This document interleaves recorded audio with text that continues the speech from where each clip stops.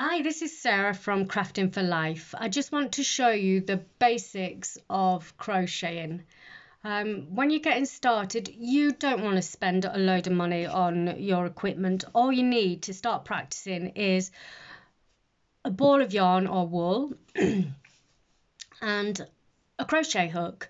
Now there's many types of different crochet hooks. You've got bamboo, you've got just the plain metal thin ones, and you've got the ones that are more ergonomic for your hands. So I find the rubber ones much more comfortable for my hands because I do suffer with my hands, so I need to be comfortable.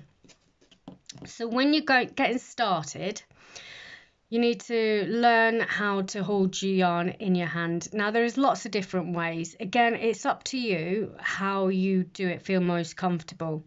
But some people wrap it around like that, and some people actually do wrap it around the finger to get the tension.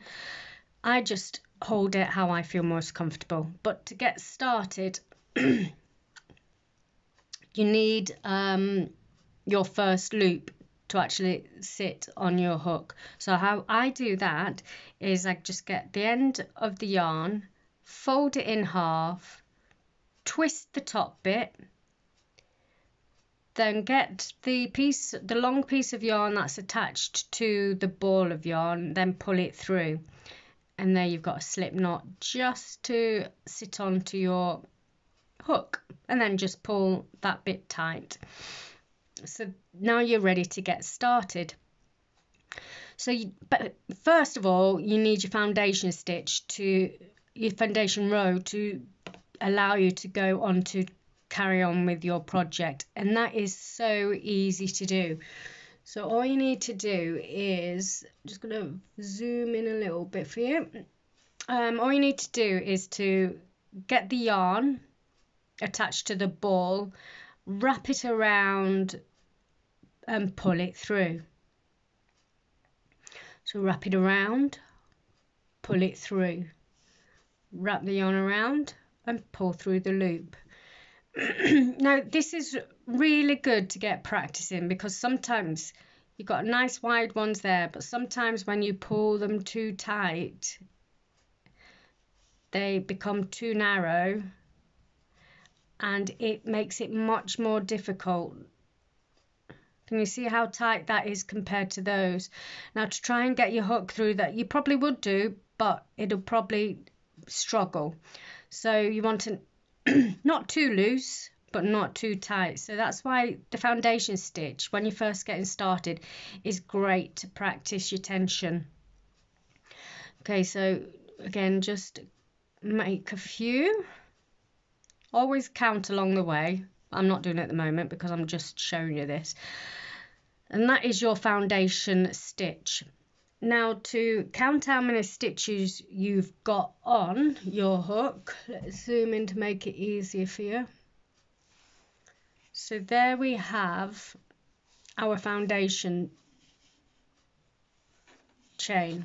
Okay, so you've got 1, 2, 3, 4, 5, 6, 7, 8, 9, 10, 11, 12, 13, 14 stitches. So to get onto your first row, this isn't classed as your first row, it is classed as your foundation row. So to get onto row 1, we're just going to do the British double crochet. Such an easy stitch. So you've got that one, miss the second one, go into the third one,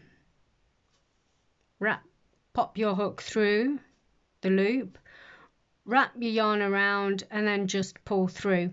So that gives you 2 stitches on your hook. So wrap your yarn around and then pull through both stitches. That gives you your first one. So again, through the next loop, wrap your yarn around, pull through, wrap your yarn around and pull through the 2 loops. So we're going to go through that one. wrap your yarn around, and again there you've got your 2 loops. Wrap your yarn around and pull through the 2 loops. That gives you your next stitch. So carry on until the end. Just practice this basic stitch, and it is a good stitch to get started with. If you need a garment that's closer and tighter without the big gaps, this is a good one to do. When you start going on to other stitches, bigger stitches, it gives you a different type of finish, and so you get a bigger gap between the stitches. So if you want a close crocheted one, then this is a great stitch. Now we've got to the end here. To go on to your next row, you're going to just chain 1. So to do that, that is just like your foundation stitch. So there you go, you've just chained 1, and then you're ready to go on to row 2. So you're going to go through the first loop there.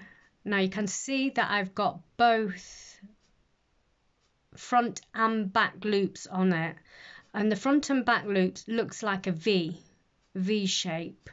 So you want both of those onto your hook when you're going through, because if you don't have both, you're going to give yourself a different design to your pattern. So carry on carry on going through, and I'll show you the end, how we turn again, just so you get that. See, can you see there I went through just 1? So make sure that you get both. Sometimes when you go faster, it is very easy to just slip through the front loop instead of both front and back. So we're nearly at the end of this row. Last stitch.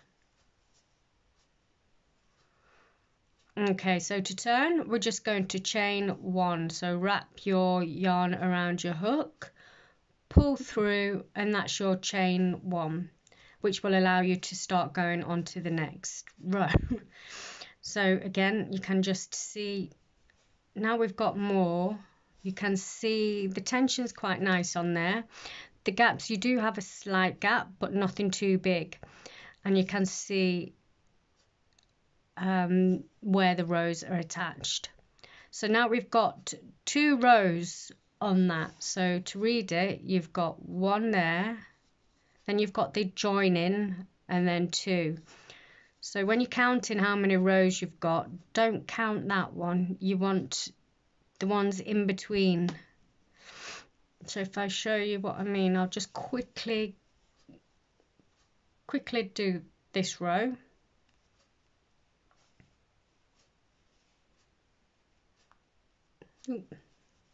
She says. I just carried on and did a row then, just to make it easier for you to see how to count.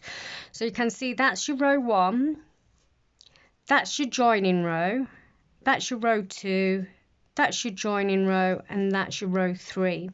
So that should help you to count how many rows you've done if you've not got a row counter. So again, row 1, joining row, row 2, joining, row 3. So I've got 3 rows on that pattern there. Anyway guys, that's it for this basic one.